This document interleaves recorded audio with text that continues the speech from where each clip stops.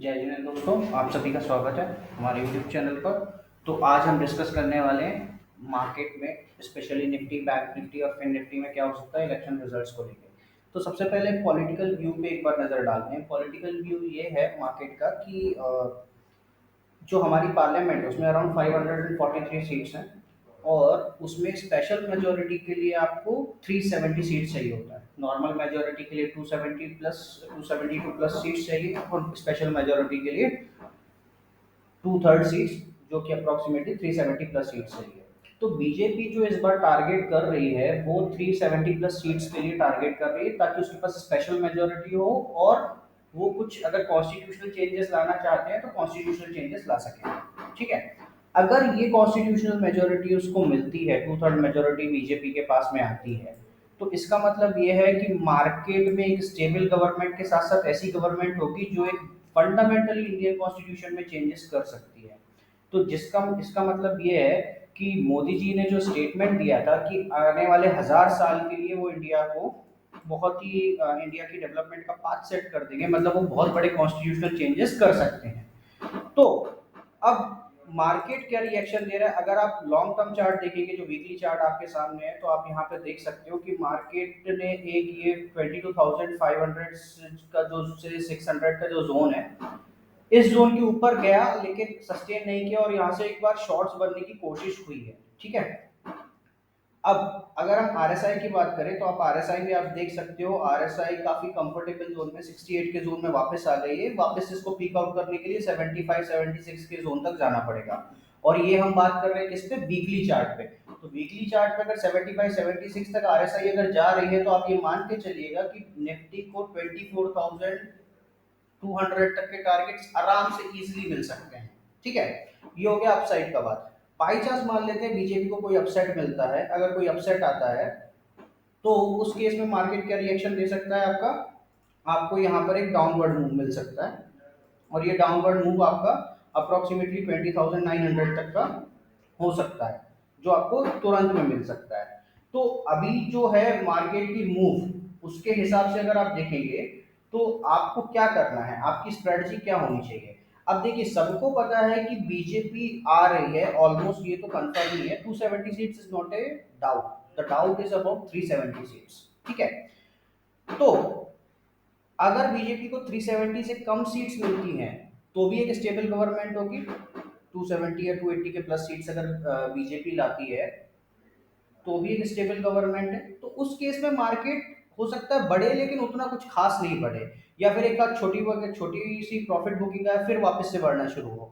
लेकिन अगर 370 आ गई सीट्स, तो फिर यहाँ पर आपको एक बहुत बड़ी शॉर्ट कवरिंग रैली मिल सकती है, जो मार्केट को अगर शॉर्ट टर्म में देखें तो 26,000 तक के लेवल तक पुश कर सकती है, क्योंकि चार्ट में जाने के लिए उतनी जगह है, जो कि आपको यहाँ पर वीकली चार्ट में दिख रहा होगा। जैसा आपने देखा कि कोविड के बाद की ये जो ट्रेंड लाइन है, चार्ट यहाँ पर कंसोलिडेशन में था, और यहाँ से इसने ब्रेकआउट लिया। ब्रेकआउट लेने के बाद ये पुल बैक आया आपको अक्टूबर में, और अक्टूबर के बाद में आपने यहाँ पर देखा होगा कि जो रिजल्ट आए थे एमपी, छत्तीसगढ़ और राजस्थान इलेक्शन के, उसके बाद मार्केट ने कि यहाँ पर गैप अप, रनअवे गैप बनाया, और ये रनअवे गैप से मार्केट ऊपर की तरफ में चल रही है। ठीक है। तो ये रनअवे गैप का भी कंटिन्यूएशन चालू है, जो आप देख रहे हो। ठीक है। अब अगर डेली चार्ट पे बात कर ले, तो डेली चार्ट पर आपको एक डाइवर्जेंस दिख रही है, लेकिन आपको ये भी ध्यान रखना पड़ेगा कि ये डाइवर्जेंस अभी कंप्लीट हुई नहीं है, क्योंकि यहाँ पर क्या हुआ है, जो हाई लो बना उसके बाद में जो अगला लो है वो यहाँ पर बनने की कोशिश हो रही है, तो जो इस लो से अपर साइड पे है, तो मतलब आरएसआई वापस से पिकअप कर रही है।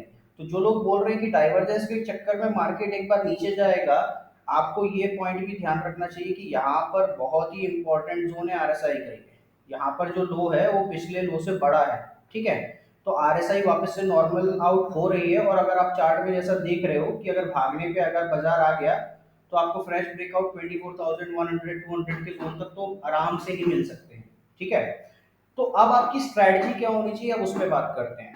स्ट्रैटेजी आपको बहुत सिंपल रखनी है। अगर आपके पास में 30 35 हजार रुपए का फंड है, 40 हजार 50 हजार रुपए तक का फंड है, तो आप ऑप्शंस में ट्रेड करने के बजाय फ्यूचर्स में ट्रेड करिए, ऑप्शन से हेज करने के साथ में।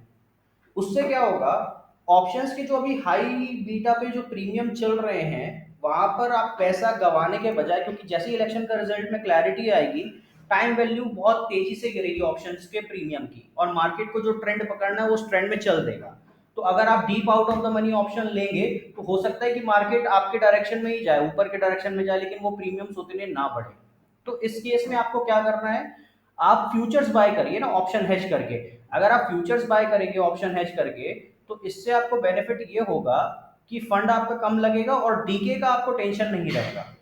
और डाउन साइड अगर आती है तो आपका रिस्क मैनेजमेंट के लिए आपके पास में पुट ऑप्शन है, तो जो नो लॉस बड़ा हो सकता है वो वैसे ही मैनेज आउट हो जाएगा।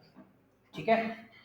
अब अगर आप सोचते हैं कि आप स्टॉप लॉस के साथ काम करेंगे तो आप भूल जाइए, क्योंकि मार्केट में जिस हिसाब का विक्स चल रहा है अभी, आपका स्टॉप लॉस बना ही वो लेने के लिए, जो विक्स है अभी इस टाइम पे, है ना, आप स्टॉप लॉस लगा भी नहीं पाएंगे। तो आपके पास में ऑप्शन अगर ट्रेड करने का है तो यही है कि आपको हेज आउट करके ही ट्रेड करना पड़ेगा। ठीक है। अच्छा, यहाँ पर जो आप ट्रेंड लाइंस देख रहे हैं, थोड़ी अगर मैं एग्जैक्ट ड्रॉ कर देता हूँ आपके लिए, तो आप ये देखिए अभी क्या है, यहाँ पर रेजिस्टेंस ले रही है इस पर्टिकुलर ट्रेंड लाइन पे निफ्टी। ठीक है। और सेम वे में इस पर्टिकुलर ट्रेंड लाइन पे निफ्टी सपोर्ट लेने की कोशिश कर रही है। ठीक है, अभी इसी जोन में है, राइट। तो अभी ये जो नीचे आया, अब क्या हो सकता है, मंडे को आपको वापस से अपसाइड देखने को मिल सकती है एग्जिट पोल्स आने के बाद में, और जो आपको रेजिस्टेंस मिलेगा वो आपको इस ट्रेंड लाइन पे मिलेगा। तो जो आपका लेवल है रेजिस्टेंस लाइन की, वो है अब आपकी 22,800। ठीक है, ये आपकी निफ्टी के अंदर में रेजिस्टेंस की लाइन है नेक्स्ट। तो हो सकता है मार्केट इस लाइन पे आवर करे एग्जिट पोल के पास में। ठीक है। और जब रिजल्ट आएगा तब उसके बाद आपको देखना है, वॉच करना है रिजल्ट पे किस हिसाब से सीटें आ रही हैं, और अगर बीजेपी 370 का मार्क क्रॉस कर रही है, एनडीए 400 प्लस का मार्क क्रॉस कर रही है, तो आप जम के आप बुलिश हो सकते हैं। मार्केट में जिस हिसाब से एफआईआई की शॉर्ट पोजीशंस है, वो शॉर्ट कवरिंग ही निफ्टी को कम से कम 2000 पॉइंट और बैंक निफ्टी को अप्रोक्सीमेटली 5000 पॉइंट का लेवल दिखा सकती है। अब बात कर लेते हैं बैंक निफ्टी की चार्ट की। आप देख सकते हैं सामने बैंक निफ्टी का चार्ट आपके। अगर लॉन्ग टर्म व्यू पे देखें तो एक, अगर हम देखेंगे इस पैटर्न को, है ना, तो राइसिंग वेज की फॉर्मेशन में जा रहा है अभी। ठीक है। जनरली ये होता तो वैसे बियरिश पैटर्न है, लेकिन अगर आप ग्रीन लाइंस को देखेंगे तो ये राइजिंग वेज की फॉर्मेशन है। अगर यहाँ पर नीचे की तरफ ब्रेकडाउन मिलता है आपको, तो बैंक निफ्टी तैयार है 5000 पॉइंट के अप्रोक्सीमेशन ड्रॉप के लिए। आपको 44,000 के लेवल आपको आराम से मिल सकते हैं अगर रिजल्ट में कोई अपसेट आते हैं तो। लेकिन एक और चीज याद रखिएगा, राइजिंग वेज नीचे की तरफ तोड़ता है ये सब जानते हैं, लेकिन राइजिंग वेज ऊपर की तरफ में भी तोड़ता है, और जब ऊपर की तरफ तोड़ता है तो बहुत जबरदस्त बुलिश होता है राइजिंग वेज। ठीक है। और आरएसआई भी कंफर्टेबल जोन में है, ऐसा नहीं कि आरएसआई बहुत ही अनकंफर्टेबल जोन में हो। हालांकि फ्लो इंडेक्स जो दिख रहा है आपको, मनी फ्लो इंडेक्स, वो थोड़ा डाउन साइड पे है, लेकिन ये ध्यान रखिएगा रिजल्ट आने के बाद में तुरंत इसमें स्पाइक आ सकता है। तो अगर यहाँ पर बैंक निफ्टी अगर अपना 50,200 का लेवल होल्ड करके सस्टेन कर रही है, तो शॉर्ट्स मत करिएगा जब तक ये वापस से इस लेवल के नीचे ना आए।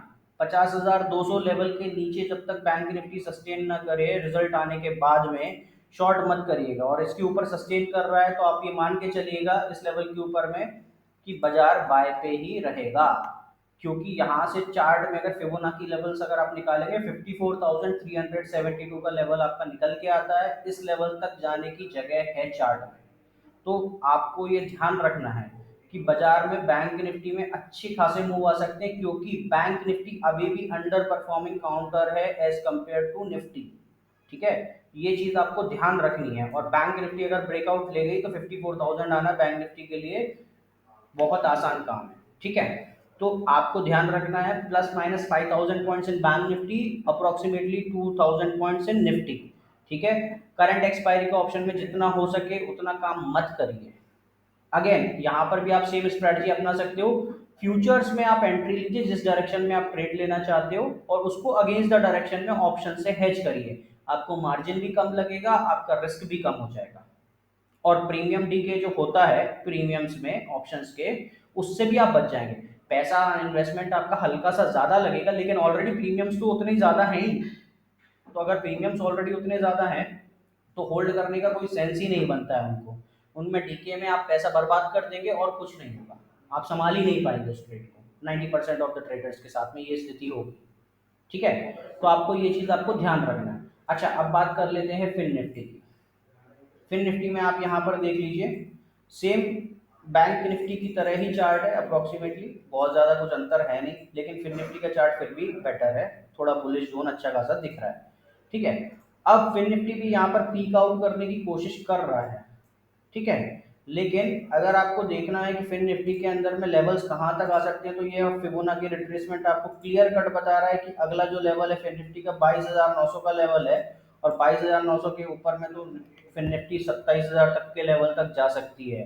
क्योंकि अब बोलेंगे कि सर सबसे ज्यादा मूव अगर फिन निफ्टी में आ सकता है, आप ऐसा बोल रहे हो कंपेयर टू बैंक निफ्टी और निफ्टी, तो बिल्कुल आ सकता है, क्योंकि एनबीएफसी मरे पड़े हुए हैं आरबीआई के गाइडलाइंस और आरबीआई के सारे जितने भी उन्होंने सैंक्शंस और सारी चीज़ें लगाई थी, खासकर बजाज फाइनेंस पे और दूसरे महिंद्रा एंड महिंद्रा फाइनेंस पे, तो बहुत सारी चीज़ें हैं, तो इनके अंदर में जो शॉर्ट कवरिंग हो सकती है वो बहुत बड़ी हो सकती है। आरएसआई अगेन 60 के लेवल पे कंफर्टेबल है वीकली चार्ट पे, और अब लोग बोलेंगे कि सर आप डेली चार्ट आवरली चार्ट, कोई मतलब नहीं इन सब चार्टों को देखने का। डेली चार्ट आवरली चार्ट पे ये आपके ना सपोर्ट काम करेगा ना आपका रेजिस्टेंस काम करेगा इन लेवल्स पे, आपको इन सबको देखने का कोई सेंस ही नहीं बनता है, खासकर अगले 2 से 3 दिन के लिए, है ना। तो जो मेजर लेवल्स हैं आप वीकली चार्ट पर चेक करके रखिए, बाजार उन पे ही चलेगा। अगर आप सोच रहे हैं कि आप आवरली चार्ट और अगर आप सिर्फ इनके बेसिस पे सपोर्ट और रेजिस्टेंस निकाल के रखेंगे, कोई काम नहीं आने वाला है आपके। जो एक्सपीरियंस ट्रेडर उनको ये चीज़ पता होगी, जो नए ट्रेडर्स हैं ये मैं उनके लिए बता रहा हूँ। बड़े टाइम फ्रेम को आप निगेट नहीं कर सकते हैं, छोटे टाइम फ्रेम तो ऐसे ही उड़ जाता है। तो बड़ा टाइम फ्रेम अभी भी कंफर्टेबल जोन में है बाय साइड के लिए, ये बात ध्यान रखिएगा, है ना। तो शॉर्ट्स बहुत सोच समझ के कीजिएगा अगर आप शॉर्ट करना चाहते हो, और शॉर्ट तभी कीजिएगा जब आपको एग्जैक्टली कंफर्मेशन हो कि ठीक है बीजेपी को बहुत बड़ा अपसेट मिलने वाला है कोई इलेक्शन से। अगर उसको अपसेट नहीं मिल रहा है तो आप मान के चलिएगा मार्केट यहाँ से ये जो दिख रहा है ना आपको इतना कंसोलिडेशन में, एक बार में स्पाइक लेके खत्म कर देगा यहाँ पे 1 डेढ़ महीने के अंदर में मूव में, आप ऊपर से शॉर्ट करते ही रह जाएंगे, वो आएगा नहीं नीचे। तो ये चीज आपको क्लियरली ध्यान रखना है, उसी के अकॉर्डिंगली ही आपको ट्रेड करना है। ठीक है, क्योंकि एक और चीज ध्यान रखिए, सारे स्टॉक्स अपना हाई लगा चुके हैं। ये देखिए ये आपको एचडीएफसी बैंक को, ये अपने हाई के आसपास भी नहीं भटक रहे, है ना। देख रहे हो आप, कोविड के पहले भी ये स्टॉक 1300 पे था, अभी 1500 पे चल रहा है। अगर ये भागने पे आ गया 2200 का लेवल, तो ये ऐसे ही दिखा देगा, और अगर ये 2200 जा रहा है तो आप खुद समझिए जो फिन निफ्टी में और बैंक निफ्टी में और निफ्टी में जो इसका वेटेज है वो अकेला लेके चला जाएगा सब, है ना। और इसके साथ साथ में अगर पीएसयू में बात करूं, ये आप यहाँ पर जो ब्रेकआउट आप देख रहे हो ना इसका एसबीआई का, ये ब्रेकआउट का अभी टॉप फॉर्मेशन हुआ ही नहीं है, अभी तो पैटर्न कंटिन्यूएशन में है। यहाँ पर कोई टॉप की फॉर्मेशन हुई नहीं है, और आपको हो सकता है कि मंथली चार्ट पे आपको ये दिख रहा है और अगले अगले चार्ट पे आपको यहाँ पर एक सीधी कैंडल लेते हुए मिल जाए। ये देख रहे हैं आप जिस जगह पे आप ये खड़ा है, यहाँ से ये कभी भी ब्रेकआउट ले सकता है, और इस ब्रेकआउट में आपको ये आराम से 15-18% का मूव दिखा सकता है। तो अगर 15 से 18% का मूव अगर एसबीआई में आ रहा है, तो आप समझ के रखिएगा कि कम से कम नहीं तो बैंक निफ्टी के अंदर में 7 से 8%, 10% तक का मूव आ सकता है। तो 10% इस समय पे इंडाइसेस में जाने के लिए इधर साइड पे कुछ नहीं है, बहुत आसानी से जा सकता है। ठीक है, स्टॉप लॉसेस आप देख रहे हो बहुत छोटे हैं, अगर जैसे आप स्टॉक्स में ट्रेड करना चाहते हो, आप इंडेक्स में ट्रेड नहीं करना चाहते हो। 790 का स्टॉप लॉस रखिए एसबीआई पे, 830 है यहाँ से, और आप आराम से आप 980 तक के टारगेट के लिए आप एसबीआई में बैठ सकते हो। 40 पॉइंट का स्टॉप लॉस रखिए, 150 पॉइंट का टारगेट रखिए, 1:4 के अप्रोक्सीमेटली रिस्क रिवॉर्ड रेशियो आपको मिल रहा है काम करने के लिए, आप कर सकते हो आराम से एसबीआई में, आपको अच्छा पैसा देके चला जाएगा, है ना। तो ये आज के वीडियो में मैं अभी आपको इतना ही बता रहा हूँ, और भी कुछ इन्फॉर्मेशन ऐड ऑन होती है एग्जिट पोल्स आने के बाद में, तो मैं आपसे आगे शेयर करूंगा। Thank you everyone, thanks for watching.